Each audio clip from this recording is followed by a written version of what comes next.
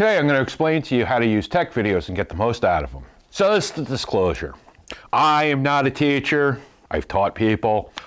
Some people know this already, some people don't. This is for the people that don't. You can still watch it if you think you know it, because you might pick something up. I'm D, and this is D-Mon's Garage. There's three different kinds of people. There's people that learn from reading, from seeing, and from doing. Generally, that's the three categories. Whenever you read anything, or watch a video, or pick up any information, you might only get, say, about that much of that information the first time you watch it. Sometimes you'll have to watch it numerous times. And that's one of the big things. Sometimes you need to watch it and do it in steps. If you've ever seen my subscribe button, when it goes through and does a whole 9 yards, I literally had to sit there and do it step by step as I watched it in someone else's video as they explained how to set everything up. It helped me in the long run because in the program I edited, I had to actually make it. So as I went through and did it step by step, I now knew how to go do other things in that program. So like I said, sometimes that's the way to do it because it's not what I do. It's computer stuff and it's a very entailed process. So like I said, sometimes you watch a video and you might only get the first 0.5%. Second time you might watch it, you might get a little bit more. This stuff will be reinforced. So you'll learn that even better, and then you'll learn a little bit of that. And then the third time you go in and watch it, I would suggest either watching it at the same time as you're actually doing it and, keep pausing it. But you might get that last little bit. You might never, right? So you might learn that, and then this part might stick in your head a little bit better.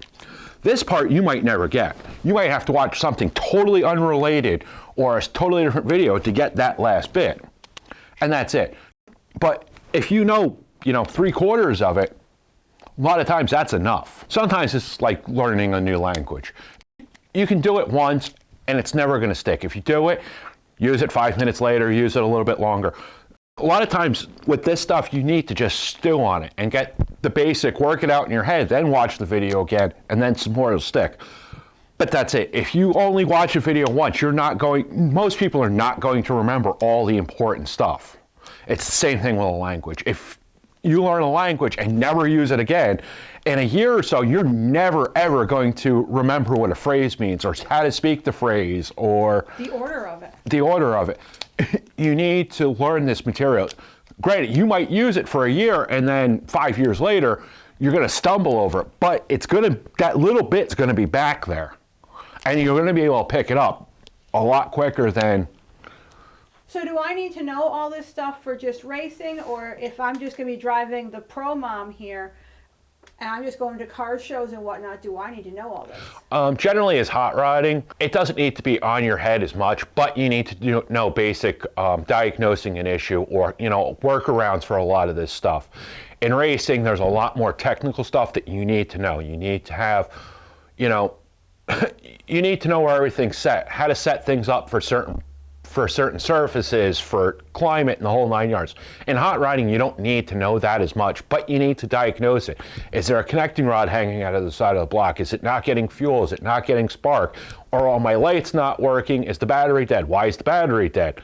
And your charging systems, you need to know some of that stuff. Granted, and you're going out with a group, usually there's a couple of guys that'll know a bunch of stuff, but in essence, you need to know this. You don't need to know as much in the hot rodding as you do in like racing, but you do need to know it. And it's also helpful if I call my mechanic and can kind of tell him Yeah. what's going on? Yeah. If you could, but on the same note, if I turn around and go, yeah, check the carburetor, and you're looking in the trunk going, oh, I don't see a carburetor. Or, if I say something, you need to know what I'm saying. Even if I'm speaking, if it's a language that only you and me understand. But that's why you want to use standardized terms generally too.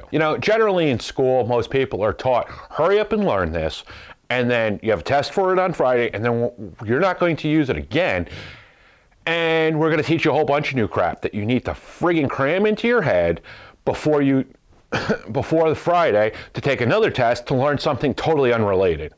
And that's not always the best way to go. Some people are note takers. Some people simply writing that material out or taking notes as they're watching it the second time, it'll make it stick in their brains better. Some people, they'll end up missing a lot more if they're trying to take notes. And it varies on how you learn. This is one of the, as we're doing this, we're always trying to make ourselves better, learning little bits about ourselves, like how we learn things or how things work. All at the end, if you can connect stuff, it'll make you a better person. Now, why don't you get out in the garage and do something?